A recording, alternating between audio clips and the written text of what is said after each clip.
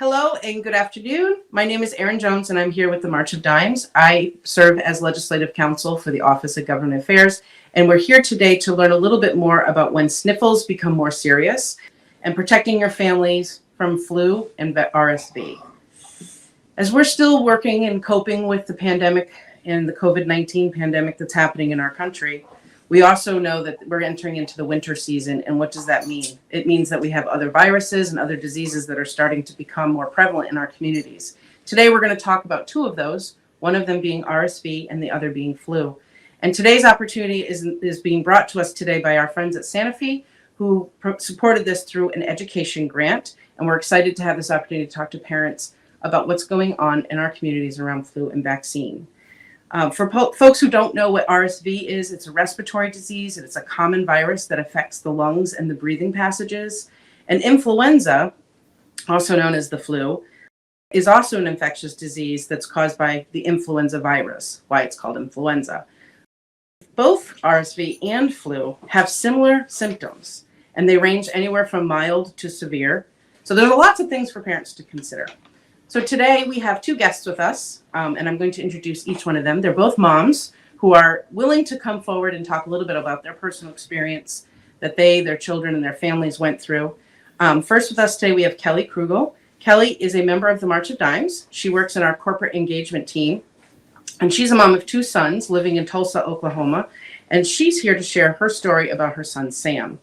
Also joining us is Jessica Richmond, who is also a mom and a fierce advocate with the Families Fighting Flu organization. And she's here today to talk a little bit about her daughter, Kaden, and the journey that her family experienced with flu.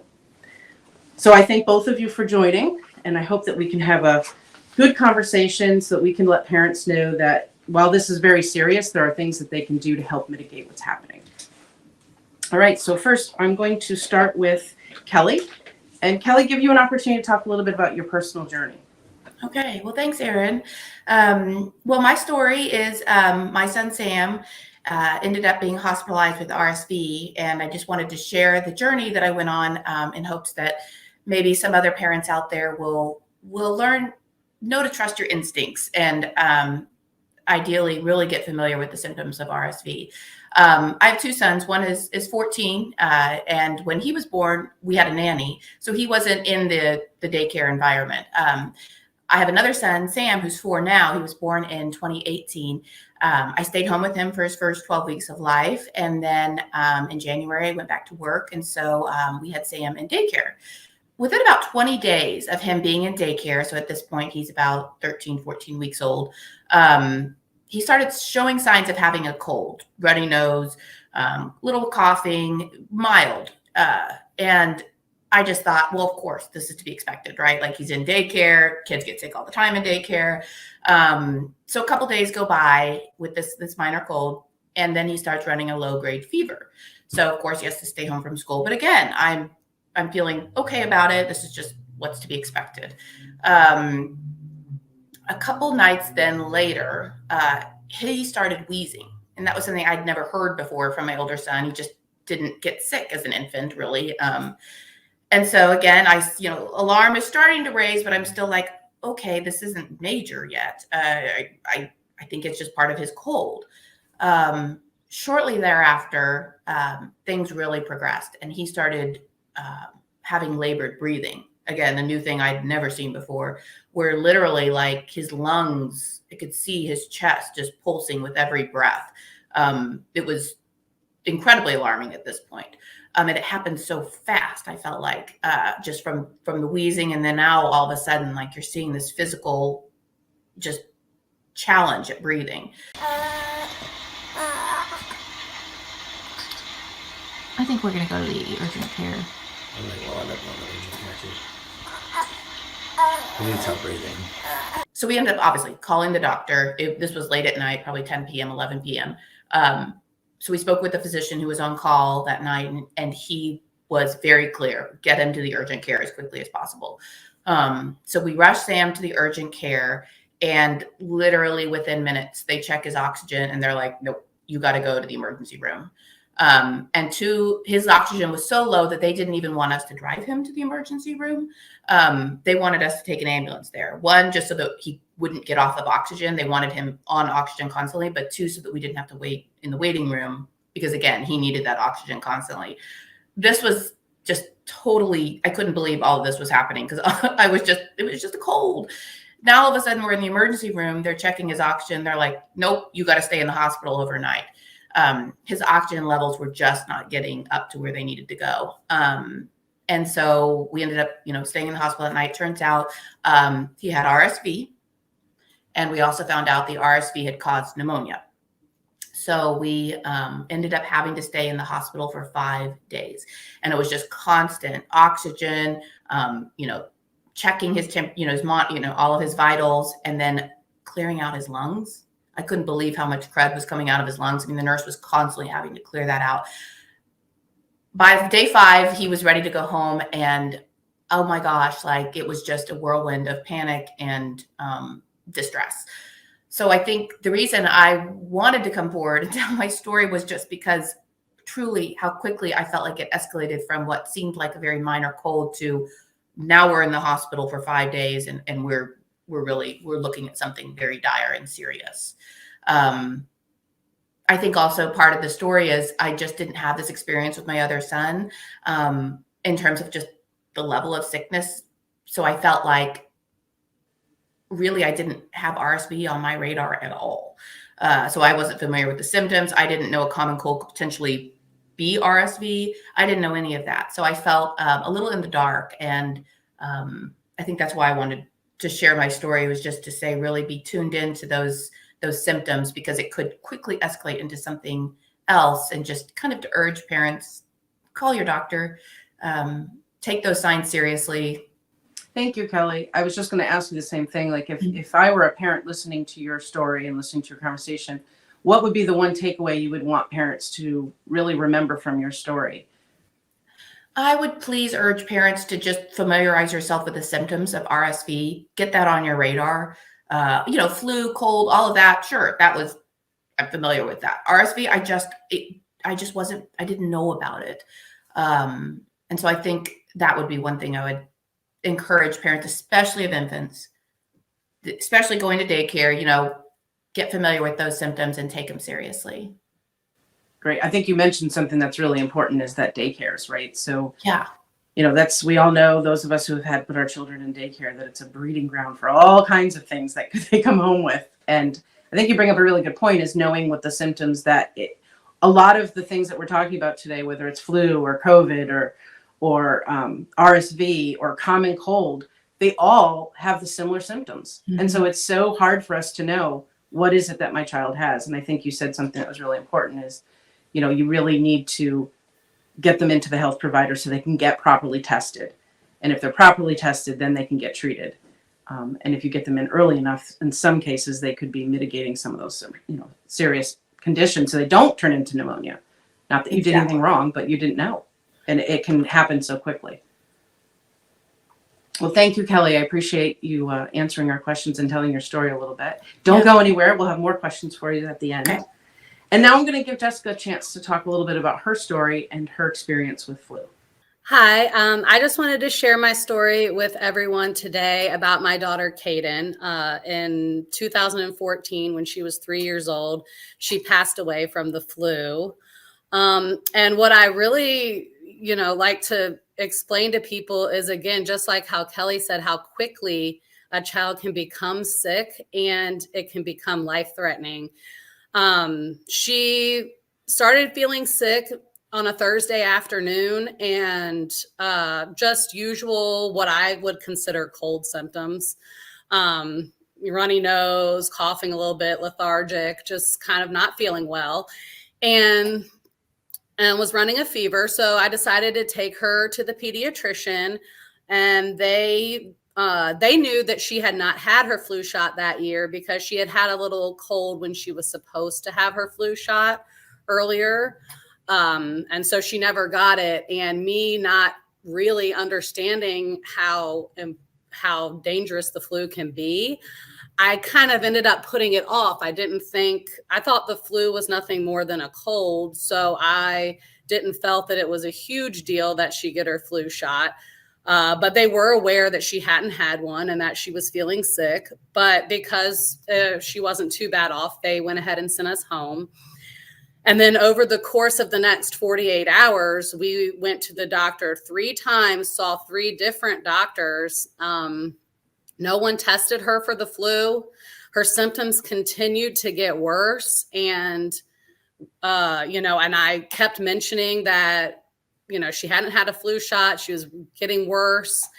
And the last doctor that we saw said to keep an eye on her over the weekend. And, if it didn't progress by the next day, to take her to urgent care or something like that. So we listened to them. And then, so now it's Friday night. And different from RSV, her breathing became shallow. And so we called 911 and they came. And by the time they got there, they could not revive her. Her breathing had stopped. And so this all happened in a matter of 48 hours. She went from just having a little bit of a cold to passing away from the flu. And at the time, I didn't know it was the flu that caused her sickness. It wasn't until later that we found out that it was the flu. And I was so baffled. I had no idea that healthy people could die from the flu. I thought maybe someone who's 90 years old and gets sick possibly could die from the flu. But I never in my wildest dreams thought that a 3-year-old healthy child would be able to die from the flu. Then I also had a more recent experience with my daughter, Layla, who's currently 3 as well. She got the flu. And on Halloween, we had to go to CHKD and her heart rate was really high. Her fever was really high. They had to hold her there to observe her, give her some medication to get all of that stuff down. And they wanted to observe her to make sure that her symptoms were getting better and that not to send her home. So obviously, as a parent who's lost a child from the flu, and now I have a 3-year-old daughter again with the flu with these terrible symptoms, I'm just glad that in this case, we all had our flu shot and Layla recovered very quickly from the flu and no one else in my house got the flu in this case. So yes, that's my story. I just want to make sure that people understand that the flu is serious and it is not a cold. And it really is important to get your flu shot every year to minimize your chance of getting the flu and to minimize your symptoms if you do happen to get it still. Well, Jessica, thank you. And my condolences to your family. That's not an easy thing to go through. And you said your story so eloquently without breaking up. So I give you a lot of credit because that's not an easy thing to do. And so I think some of the messages you had are really important. It's kind of similar to what Kelly was saying, is it really escalated so quickly. Mm-hmm. And like you mentioned, she wasn't able to get her flu vaccine because she was already, experiencing some cold symptoms. And so it was best to not get it at that time. So what would be your message, similar to what Kelly did, to parents who are listening to this webinar? What can they do to prevent this from happening? Well, I think making the flu shot a priority for everyone in your house. The way my family does it is Caden's favorite color was pink. So we all wear pink and we all go get our flu shot and we take a picture together to show that we got our flu shot that year. And so I make it a priority. And I think that if every family makes sure that they go and get a flu shot, and it doesn't matter when, like if someone's listening to this on Christmas Day, you can still go get your flu shot. January, February, the flu season goes on through the spring and it's never too late, to go ahead and get your flu shot. So even if you haven't had it yet, or it gets later in the winter and you think, oh, well, it's too late. It's definitely not. You can always go get it. Thank you. I'm going to ask you both a couple of questions, and you can answer them however you guys both feel comfortable doing that. And thinking about both of your stories and just thinking about what's going on in the world, and so that some parents are just concerned. They're concerned about getting vaccines. They're concerned that it's just a cold. They'll be fine. I can give them something over the counter and I don't need to take them to the doctor. How would you, like if a parent were to ask you those similar questions, what would you say to that parent? Like what, trust your instincts, bring your child in, or if you're hesitant about vaccines, what would you offer to a family?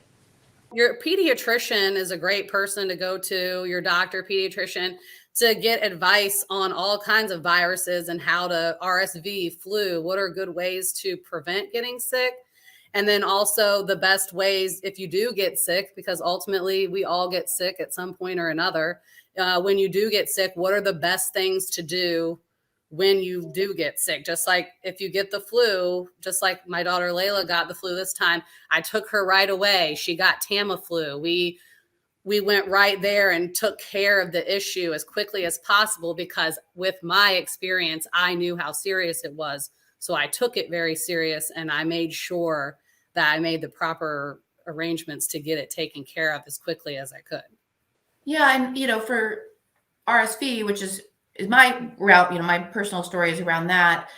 There isn't a vaccine currently for RSV. So I would, I've been there. I've been the parent that just didn't know. So I would just ask parents to really I said it before, have it on your radar. I didn't even know to Google RSV symptoms, when Sam was having, this cold that was progressively getting worse. And then all of a sudden just, took off and it escalated to serious levels. So I think, yes, just educate yourself on what RSV is. Take a common cold seriously. Just look for those symptoms. If you see things starting to seem a little off, call your pediatrician and try to get in there sooner than I did, just because I didn't know.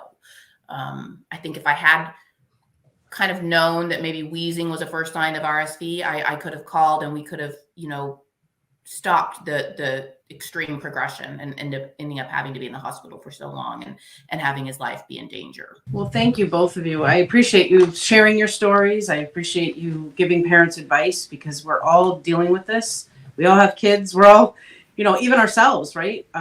As moms, we tend to just suffer through a cold and not know that we could potentially be carrying, the flu. We could be carrying something else that we can pass on to our families and not even realize it. So you guys both said some really key things. And I think in wrapping up this conversation and just thinking about, early detection. So as soon as you think it's worse than a cold or your gut instinct tells you something's just not right, getting them into that provider or a clinic or a walk-in, whatever they can do to get that testing, right? So that you know what you're dealing with and then get treatment. I mean, it sounds like, Jessica, you said if it was, your second experience with flu with your second daughter was getting her in early, getting the test, and getting the treatment to really mitigate and reduce her symptoms and get her on the path to being healthy again. So I thank you both for your time and thank you both for your personal stories and sharing them. I know it's not always easy, but I hope that parents who are watching and listening are hearing something that resonates with them and that they get the resources they need to make the best decisions for their families. I think we all talk about it all the time. One of the best ways to prevent some of these diseases are vaccines. And so we know that right now with the COVID vaccine, many of our families are behind in their well child visits. Adults also are behind in their vaccines. So we really need to work as a community to get ourselves all back on track so that we can tackle some of this. Unfortunately, with RSV, we don't necessarily have a vaccine, but soon advancements are always happening. So you never know. That's right. Well, thank you both. I think we'll talk about a couple of key messages and some resources that are available to families who are looking for information. And families are looking for key information on the flu and how it affects themselves and perhaps their babies. They can go to the March of Dimes website, which also has information on flu for also women who are pregnant or thinking about getting pregnant. And if they have questions about influenza vaccines during their pregnancy. We also have key messages about RSV, what to look for, some of the things that Kelly talked about, getting familiar, making sure that you understand what are the things, the signs, the symptoms. We also have resources with as Jessica had talked about, Families Fighting Flu has an extensive website full of information for families and also other personal stories that they can talk to other families and communicate about experiences that they have had. You can also go to the CDC, which also has some information around vaccines, around pregnancy, around flu vaccines. They also have information about influenza and RSV. We just really encourage families to utilize those resources, ask questions, seek out things that they don't understand and try to understand, because we really know that if we take the steps to understand what's going on and understand that vaccines in some cases can be very helpful for families, if you're eligible to try to get them. I think Jessica's told us how her whole family makes it an event to make sure that they get their flu vaccine. But it's also important for us to keep all of us healthy. So I thank you all for joining us today. And I hope everybody learned something new and took away some information that maybe will prevent their family or themselves getting either RSV or flu. So thank you.